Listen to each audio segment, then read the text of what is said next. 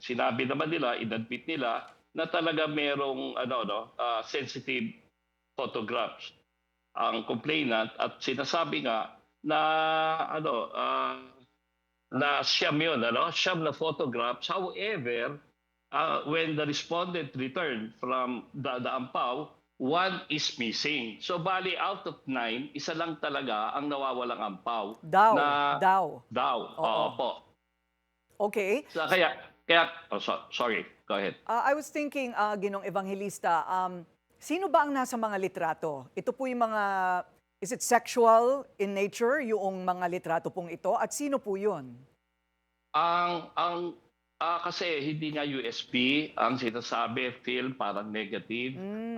Pero pag inano mo sa ilaw, medyo malaswa. Hanggang doon lang ang sinabi niya malaswa. Ah, Kaya nga madiin po ako, sinabi ko, baka nude photos lang.